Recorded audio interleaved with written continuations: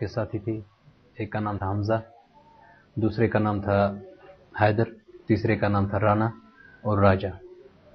इनकी बेसिकली जो main motive ये था कि अंदर जो लोकसभा में एमपीज हैं, जो भी यहाँ की पॉलिटिकल एस्टेब्लिशमेंट, जो कंप्लीट पॉलिटिकल लीडरशिप जो है, उसको खत्म करना। This was the basically first motive which they have told to me. इससे मकसद क्या था उनका, क्या हासिल करना चाहते थे? मकसद इनका, वो तो मैं क्या कह सकता हूँ, उनका वो बेसिकली क्या मकसद था उनका।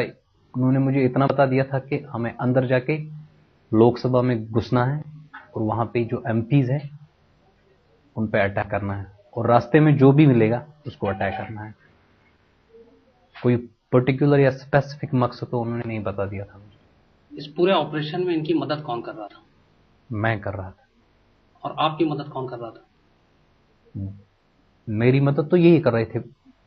पीछे से कौन कर रहे थे? पीछे से इनका जो लीडर है गाजी बाबा। और गाजी बाबा को कौन मदद कर रहा था उनके पीछे से? गाजी बाबा तो पाकिस्तान से हैं, वो तो इनका पूरा चीफ जो है जम्मू कश्मीर का।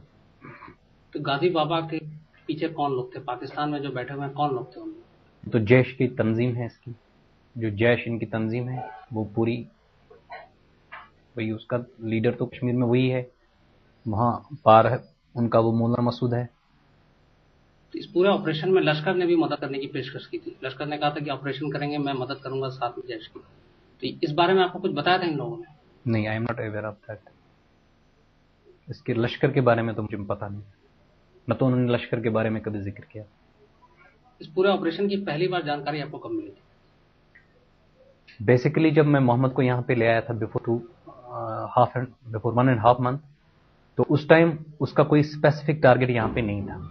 उसने पहले असेंबली, दिल्ली असेंबली की रैकी भी करवाई थी, और यहाँ पे जितने ये एम्बेसी इलाका है चाणक्यपुरी का, उसकी भी रैकी उसने कर ली थी।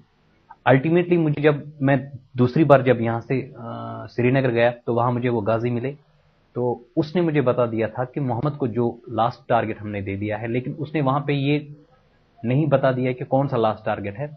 तो उसने ये बता दिया था कि मोहम्मद को बताना, बिना टाइम वेस्ट किए हुए उस टारगेट पर अपने आप को फोकस करना और वो काम कर देना। तो फिर मैं जब यहाँ पे आ गया तो फिर मैंने मोहम्मद से पूछा था गाजी बाबा ने तुम्हें कौन सा टारगेट दे दिया।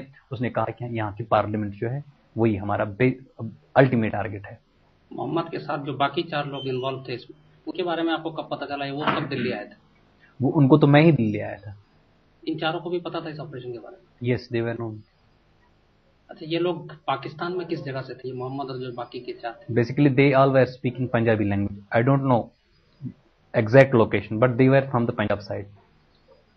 पाकिस्तानी पंजाब प्रोविंस जो है उनकी वहां पे, वहां के। जब पार्लियामेंट पे अटैक से पहले जो आखिरी रात थी, 12 तारीख की रात, उस रात इन लोगों ने पाकिस्तान में फोन किया था, 5 ने अपने घर पे? नहीं, हाँ 5 ने फोन किए थे, लेकिन मेरे सामने, मतलब जब मेरी प्रेजेंस में तो 2-3 बंदों ने फोन किए थे। किस किस ने किए थे और क्या एक तो बात? मोहम्मद तो हमेशा करता था बातचीत, उसकी तो बातचीत होती रहती थी हमेशा।